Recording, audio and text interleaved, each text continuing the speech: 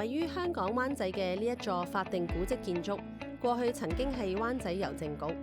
喺香港邁向2050嘅碳中和目標過程入邊，佢有咗自己新嘅使命。佢而家成為咗一個向公眾普及碳中和相關資訊嘅場所。識碳館同埋我哋識碳再出發呢個節目咧，都有共同嘅理念，就係希望為咗推廣碳中和呢個概念咧，貢獻一分力㗎。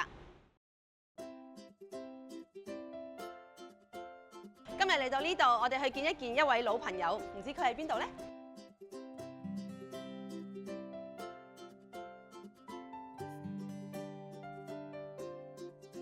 咦，老朋友，原來你喺度啊！大嘥鬼，你記唔記得交俾我嘅減碳任務啊？當然記得啦，用舊冷衫去循環再造，得到一件新衫，好環保啊！呢件衫咧就已經跟咗3-4年嘅時間，款式有啲舊，仲有啲縮水添。咁我本來想唔要啦，不過聽講香港咧出現咗一個舊衣新常嘅服務，我而家咧就想嘗試一下，將呢件舊衫變成一件新衫。不如我哋去試下。你做得好好啊！幾時可以完成任務啊？我哋好快就可以見到件舊衫循環再造嘅製成品㗎啦。不過喺呢個之前咧，我哋先帶大家咧去睇下香港喺低碳生活嘅其他例子。香港國際機場係世界上最繁忙嘅機場之一，作為國際航空樞紐，為香港喺全球金融、旅遊同物流樞紐方面發揮重要嘅作用。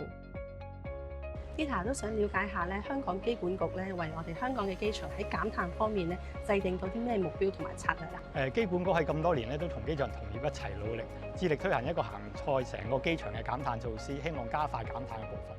喺2021年，機管局公布咗最新嘅香港國際機場減碳目標，喺2050年達到淨零碳排放。呢個承諾除咗機管局，亦都獲得30間主要嘅航空相關業務伙伴參與。為咗實現呢個2050嘅目標，我哋都有個2035嘅中期目標。機管局制定咗一個香港國際機場減碳路線圖，提出咗一系列嘅措施，當中包括咗加快我哋禁區嘅車輛嘅電動化啦，包括推行一個電動車路線圖同埋電動地勤設備共用計劃。除此之外咧，我哋喺我哋嘅建築物上邊咧，過往咁多年咧，亦都陸續加裝咗一個太陽能板，希望達到一個再生能源嘅加多嘅使用啦，同埋亦都希望提高我哋嘅能源管理嘅一個效率嘅。喺了解過機管局嘅幾項減碳措施之後咧，仲有一個同我哋出行息息相關嘅減碳方法，就係關於航空燃油。其實航空公司都做好多嘢去減低個碳排放㗎，包括咗更換新嘅飛機啦。但係當中最重要嘅一個可以長遠大量咁樣減少碳排放嘅方法咧，就係使用可持續航空燃油啦。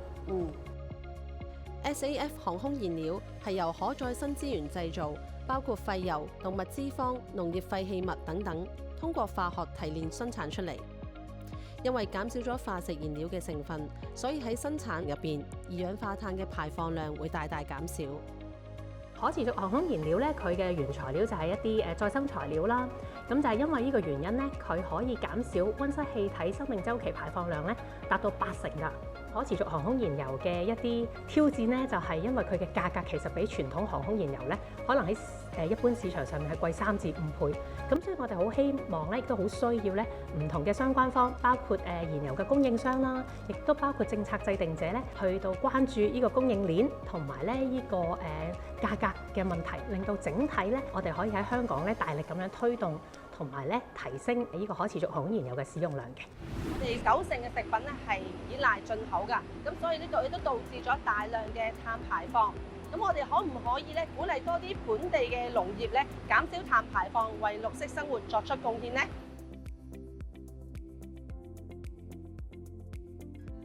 位於香港元朗嘅呢一間現代化農場，提供唔同品種嘅沙律菜，喺進口同埋內地供港蔬菜之外，俾市民多一個購買嘅選擇。而另外一方面，本地種植嘅好處就係減少碳排放。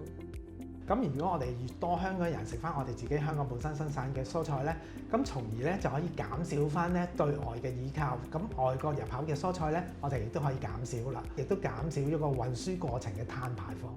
呢一間水間農場引入咗唔少高科技嘅概念，成功提高咗產出嘅效率，仲吸引咗唔少年青人加入都市農夫呢個行列。咁10年前咧，我哋雖然做水耕啦，咁我哋都要用好多人手去做處理嘅，因為種出嚟嘅蔬菜都好多啦。咁近呢10年咧，我哋就個科技都慢慢提升啦。我哋好多嘢咧可以採用自動化去做處理啦。咁同埋我哋嚟講，而家做農夫嘅話咧，唔係日曬雨淋㗎啦，要話俾人聽，我哋可以喺一個好嘅環境底下做種菜㗎啦。咁同埋我哋係用科技點樣帶動佢哋去種菜，令到佢哋嘅工作環境同埋佢哋工作量係比以前揸住鋤頭要日曬雨淋好好多嘅。咁佢哋就會多啲人入行去做呢門生意咯。喺 Edwin 嘅帶領之下，我都嘗試做咗一次都市農夫，親手處理咗呢啲新鮮嘅蔬菜，感覺同低碳嘅生活更加接近。有研究顯示，全球每日消耗20億杯咖啡，每日產出4萬幾噸嘅咖啡廢渣。當呢啲咖啡渣進入垃圾堆填區，就會釋放出甲烷，而甲烷對於大氣層嘅破壞比二氧化碳更加嚴重。我哋去理工大學拜訪一位教授，去了解一下呢啲咖啡渣點樣可以循環再利用啊！嚟到實驗室，我哋見到各種實用嘅日常用品，仲有可愛嘅卡通造型同埋小型家具，都係由咖啡渣混合製造嘅印材，經過 3D 打印製造出嚟。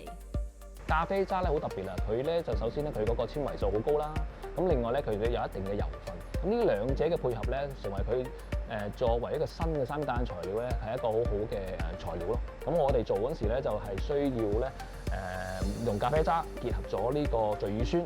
咁我哋依家現時嗰個成效咧可以去到咧就係大概一半咧係聚乙酸啦，一半咧就係咖啡渣嚇。咁你可以想象以前咧100% 喺呢個聚乙酸啊，咁啊對個環境有一定嘅影響啦。咁依家咧減少咗一半。係嘛？咁啊喺源頭減廢得嚟咧，喺個碳排放咧，亦都係我哋見到咧，可以咧係減低咗大概36%嘅喺個碳排放。咁所以咧變成一個咧非常之環保同埋好嘅材料咯。話說而家時間都差唔多啦，不如帶大家去睇下我件舊衫再做嘅製成品啦。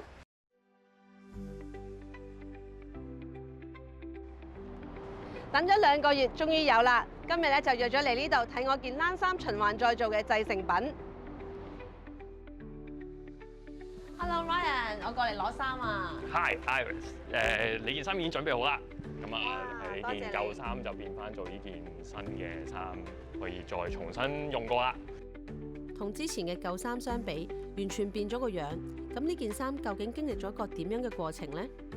咁 Ryan， 一件衫要循環再造嘅話咧，要點樣做出嚟嘅咧？其實咧就好簡單嘅啫。我哋收到一件衫嘅翻嚟嘅時候咧，咁就其實需要做一個消毒嘅過程啦。咁然之後就將一件衫咧開鬆翻，變翻做一啲嘅纖維。咁然之後啲纖維咧就會我哋變成翻一啲新嘅紗線咁樣啦。咁然之後就會放到我哋立體嘅 3D 嘅針織機裏邊，就織翻一件新嘅衫俾我哋客人㗎。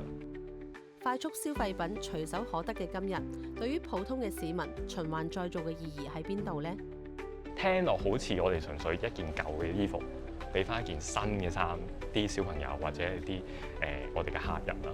咁但係其實當中我哋已經植入咗去一啲環保嘅概念，去啲小朋友嘅腦裏邊啦。咁從而細嘅時候，佢哋就已經可以攞到呢一啲方面嘅即係理念啦。咁到佢大個嘅時候，我哋再加強翻去環保嘅概念，或者係而家我哋再循環再造嘅概念咧，咁我哋成個社會或者係大眾咧，就會即係獲益良多。